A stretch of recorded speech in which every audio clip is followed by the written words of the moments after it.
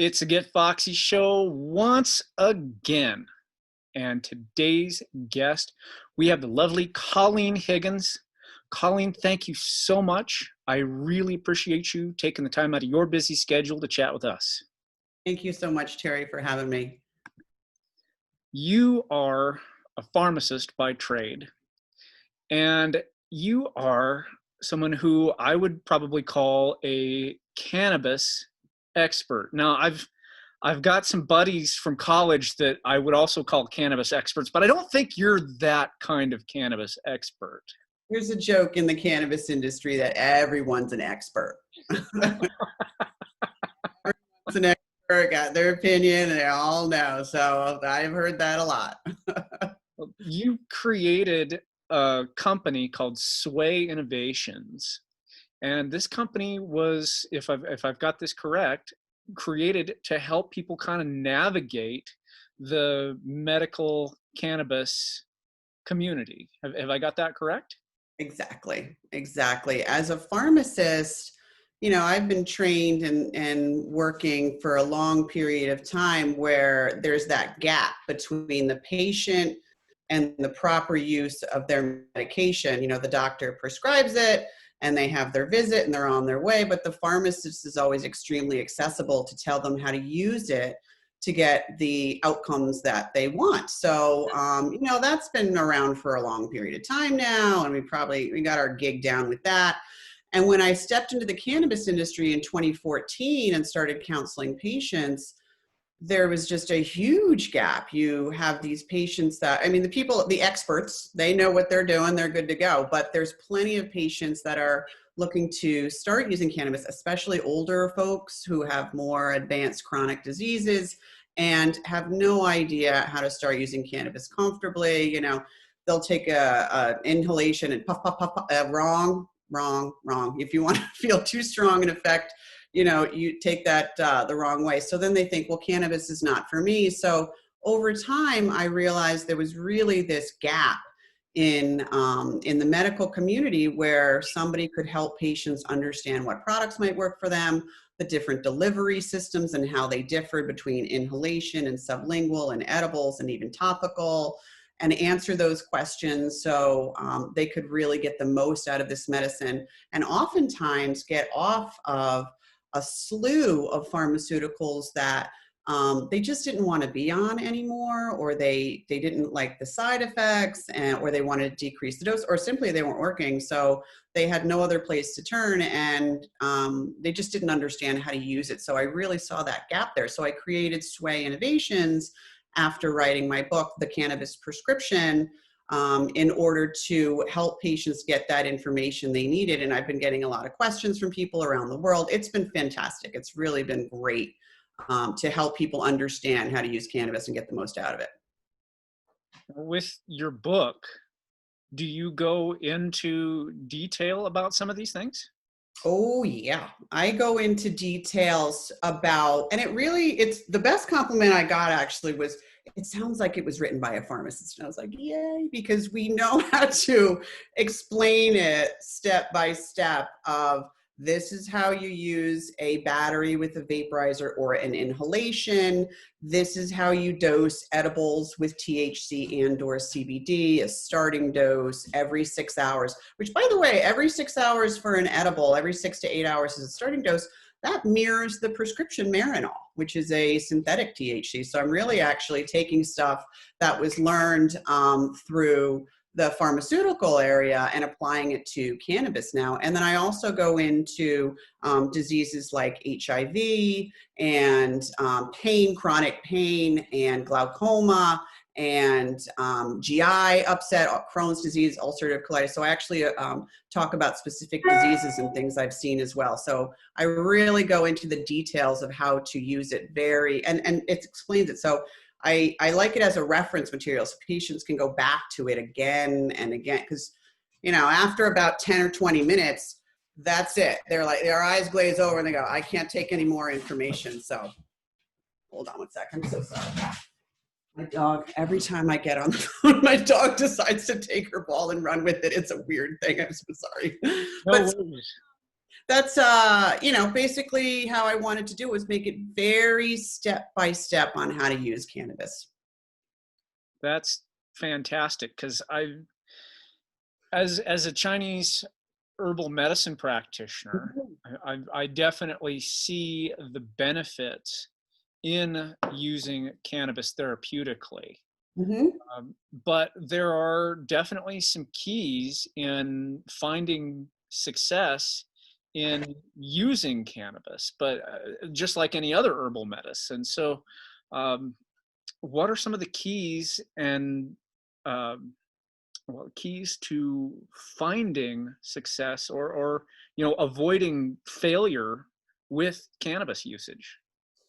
And you would understand, as somebody who understands medicine, there's a few key factors, right? So the first is probably dose. I would say when I talk to people who have tried CBD over-the-counter products, I'll ask them if they got a reputable, solid product. First of all, you don't want to buy CBD in a gas station or something like that. But also, then I'll ask them, how did it work? Well, it was okay for a little bit, but not quite enough. And they'll end up taking just a dropper full, maybe around 10 milligrams once a day. And as an anti-inflammatory, we know that you really want to dose that regularly in the system in order to bring the inflammation down, continually, and not just kind of slap it. It's like taking one Advil instead of actually taking the proper dose. You're underdosing yourself, so it's not going to work for you. Then the other thing would be, again, dose with THC. THC has the dose-related psychoactive feeling. So if you take too much, it's going to feel really uncomfortable. But also blending it with CBD so you get that different feeling, the ratio between the two molecules. If you have a lot of CBD and you maybe only need a little bit of THC. So then that dose could be so you don't actually feel the psychoactive effects, which a lot of people don't want to feel during the day if they have to work or function. The other thing is delivery, right? So we have dose and then we have delivery. And with delivery, a lot of people don't want to smoke or inhale. They automatically assume cannabis is smoking. And nope, not interested. And I don't blame them. It's stinky. It's not the best, healthiest delivery. But if you can maybe try an edible at a low dose or even a micro dose, or combine it with a sublingual, people are often surprised when we have sublingual products, which apply quickly, right? They're going to kick in kind of like an inhalation, and you can also dose it sublingually if you can find the right product. So it's always about dose and then the delivery system, and then you can usually get them on the right track. So I tend to ask people, what do you feel most comfortable with? And then I work with that. That is fascinating. It's like, Yeah, in traditional Chinese medicine, or at least what I was taught, and there's not a whole lot, although there's more information coming out. But what I was taught about cannabis as usage in traditional Chinese medicine was that smoking definitely was kind of frowned upon as a way to get the herb into your system, and that it was considered much safer to ingest the herb either through a decoction or straight up just eating it. yeah. So I find, at least in my opinion as a traditional Chinese medicine practitioner, that edibles are the way to go, at least through my medicine's paradigm. But fascinating stuff. And the way that things are being used nowadays with various ratios of CBD to THC, I think that's pretty interesting because, yeah, there are going to be people who can't be high all day. So how does one go about determining what the best ratio for them would be? It's funny. I actually am on Twitter at Colleen Higgy, Higgy, and I'm in a community now with Canadian doctors, because remember, in Canada, it's part of the healthcare system. So I'm able to get some feedback from them on what they do and what they're seeing success with as well. For instance, for patients taking a lot of THC, super high tolerance, and they want to come off of it for whatever reason, you can immediately switch them over a 1-to-1 ratio and then start to bring them down, as it's going to be much more comfortable than if you just stayed on a 100% THC regimen.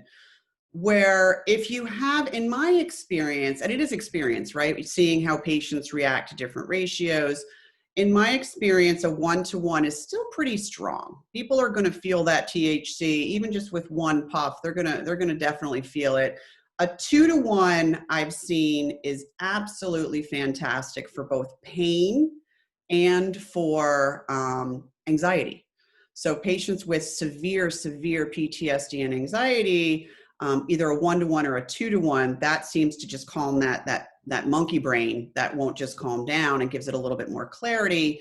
And then for other patients that don't want to feel THC, feel nervous about THC, then we'll go with a higher ratio, 3-to-1, 4-to-1, 5-to-1. And we're also, remember, limited by the products that we have. So we have certain products we only can choose from. So we can really kind of have to go with the ratios that are given to us sometimes. And a 4-to-1 and 5-to-1, I have found, gives that little scotch of THC that you don't necessarily feel, but can add a lot of pain relief for patients. So it's just a matter of either that strong 1-to-1 or lightening up as we go with a higher, like 4-to-1 or 5-to-1. And CBD, we're talking cannabidiol. Have I got that correct? Okay. Got it. Yeah. And these are the active components of the cannabis that don't necessarily give you that psychoactive effect or that high, but have other effects on the body. Correct. And we have products here in Connecticut. We have a really fantastic medical program, and the growers here are just amazing, that have, we have the THCA molecule actually available in several products. And so if you had the raw plant, right, and you just grabbed a bunch of flowers and ate them, there's no high feeling, because the molecules that are in the raw flower have not been activated or decarboxylated. So THC, the active molecule, is just THCA when it's in the flower. And that still has medical properties, but does not have the high. So we sometimes, if we use the right molecule, we can actually get those medical properties, relaxation, pain relief, without the active molecule with the high side effect that some people just, they don't tolerate, and it's not for them. So yeah, there's over 100 cannabinoids. They keep discovering more and more. In Connecticut, we're also using CBN, cannabinol, and CBG, cannabigerol. And they're doing and we're at the tip of the iceberg, I think. We still got plenty more to go, and lots to learn, but it's amazing to see how each molecule does something on its own, and then bringing it together for that entourage effect. You get another type of, molecule or another type of experience too on the other end. It's fascinating. That is really cool. Yep. This is the first time I've heard a little bit about CBG. Mm-hmm. This is the first time I've ever heard about CBN. I mean, as growing up where I did, CBN was the Christian Broadcasting Network. So, this is a different kind of CBN here that we're talking about. Yeah. CBN is formed when CBG is like the mother molecule. Then depending on the enzymes and the whole process, goes to CBD or THC.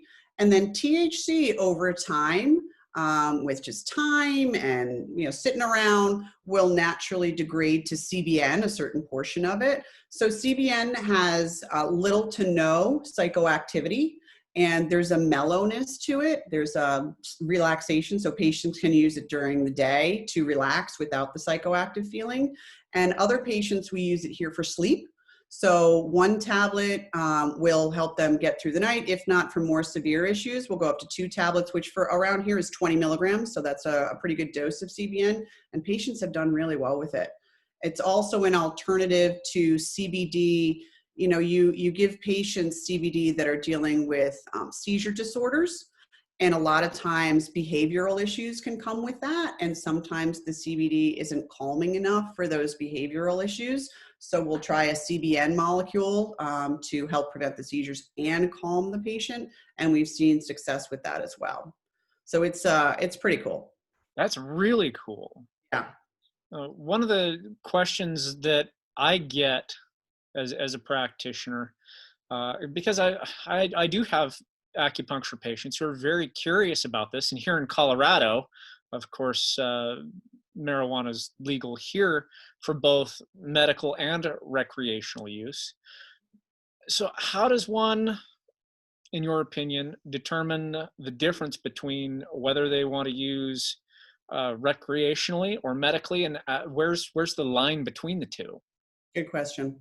I actually was listening to some podcasts in Colorado regarding the medical program.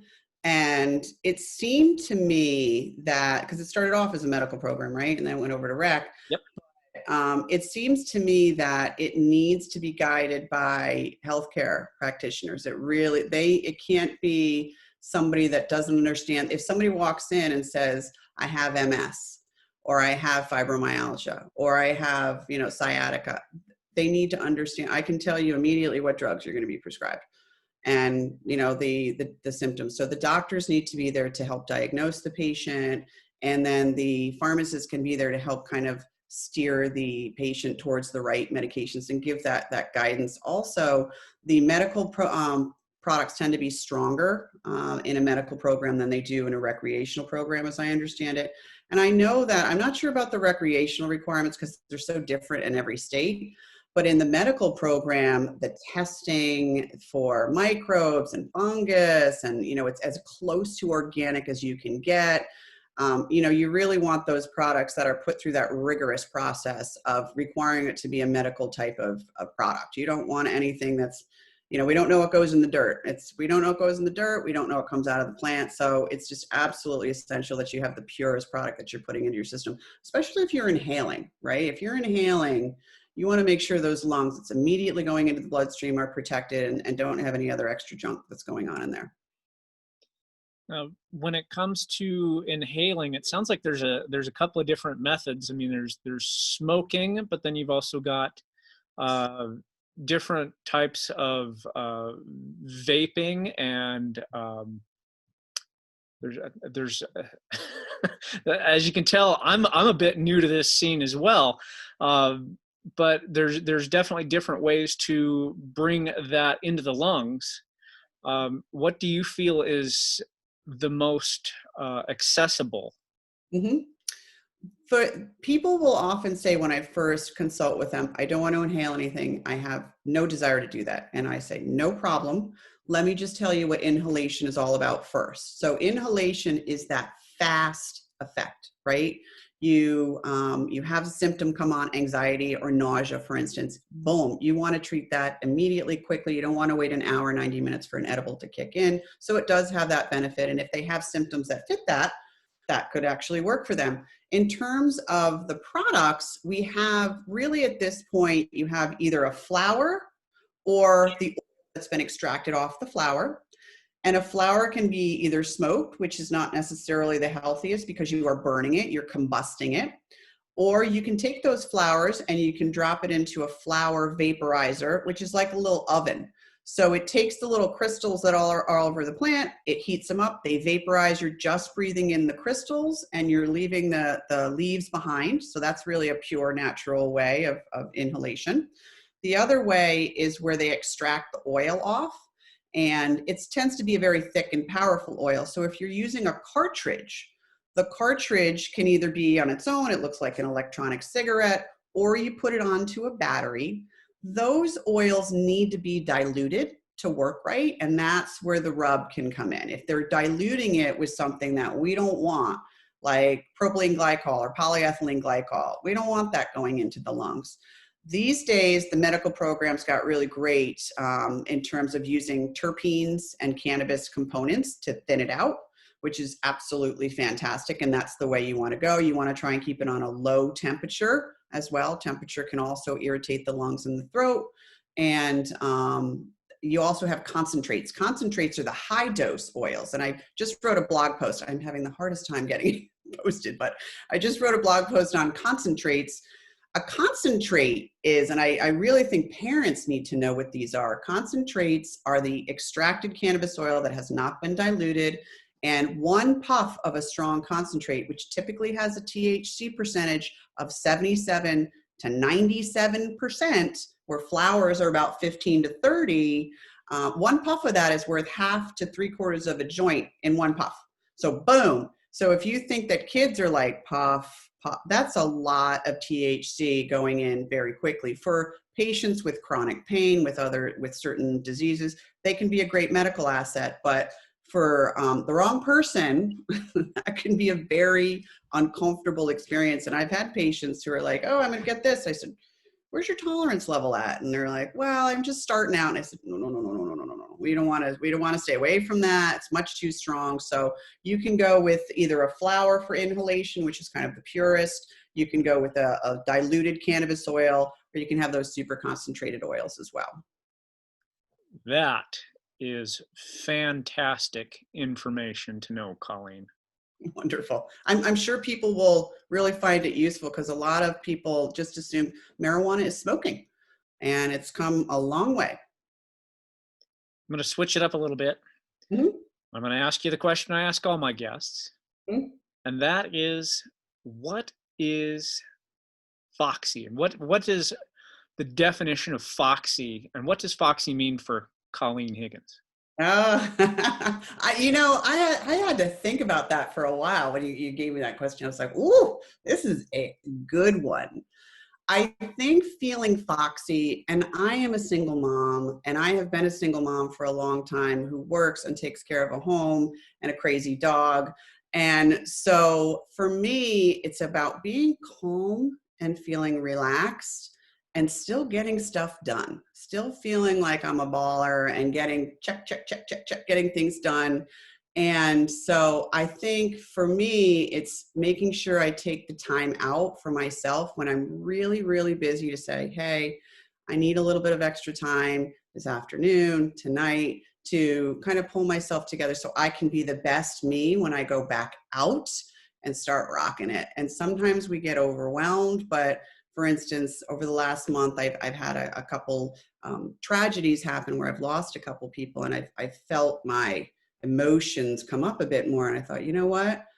I need to take a couple days. I need to take a couple days. I need to relax. I need to meditate. I need to do some yoga and just recenter and refocus. So if we're feeling overwhelmed as women, and we tend to push that down, then we need to step up and say, "I need a moment. I need a moment." And it's okay to do that. And then you can come back and rock it. But if, Amen to that. and yeah, if we're always burning on both ends, you just can't get to that point where you ever feel great. Who would you say is Foxy in your world right now? Who is Foxy in my world right now? I'd probably say, and she's going to love this because now I'm going to tell her to make sure she does not miss this episode.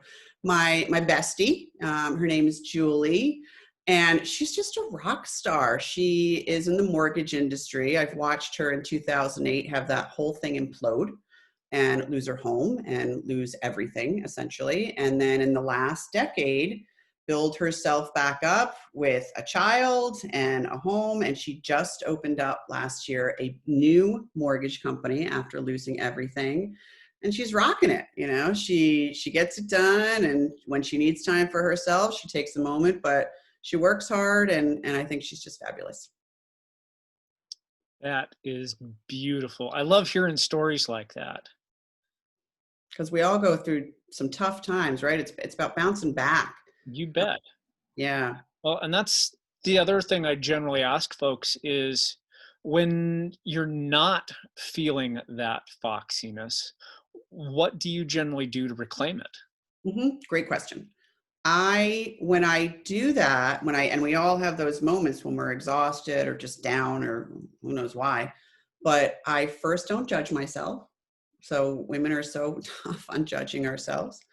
And then I acknowledge it and I have that awareness. So, okay, I'm having a little bit of a tough time. My tools tend to be a little bit of cannabis here and there throughout the day to keep me relaxed. I'm not a drinker. I don't really drink or take any pharmaceuticals, funny enough. Exercise is number 2 for me. Hugely important. When the gym's closed and my yoga closed and all other things, I tend to not like working out at home, but that's what I was forced to do. So, and then I like to just read and get quiet, turn off the TV. I'm a junk TV person myself, so I don't watch great reality TV. I watch it, oof, I wish I didn't, but I do. And so I'll turn that off. If I'm absorbing that energy too much and it's becoming too much, I turn it off. I open the books more. I make sure just only to put in good energy. I get outside. I keep it quiet.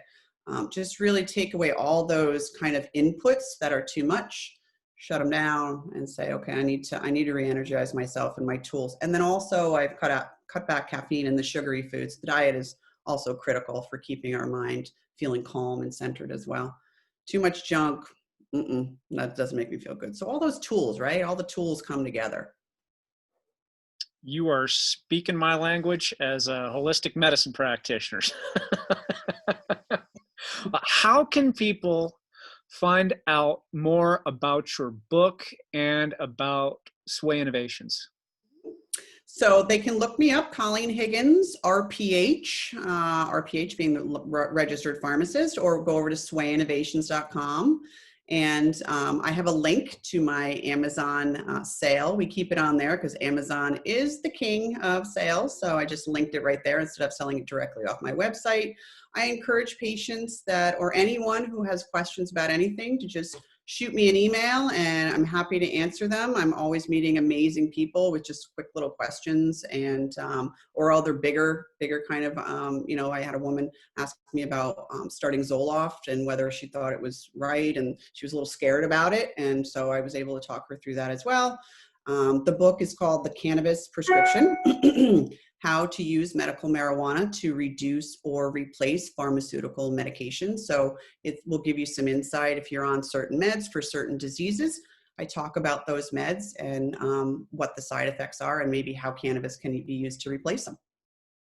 Excellent. Well, there you go, ladies. Check out the book. You can find it on Amazon, or I will have a link to it in the show notes. And if you've got questions, give Colleen a ring. Well, I would say a ring, but an email. that tells you what kind of age I am. But Colleen, thank you so much for being a trailblazer in this industry. It's so good to see that we're getting more research from a scientific perspective, and you're able to help people make better decisions that ultimately improve their lives. So thank you for doing that work. Oh, thank you, Terry. It's my passion. I truly, truly enjoy helping people lead better lives through the use of their medications because a lot of people use them. And I don't want people to feel shame. I just want them to feel empowered. Excellent. Well, thank you so much. And I Thanks, Terry. appreciate you being here. Thank you so much.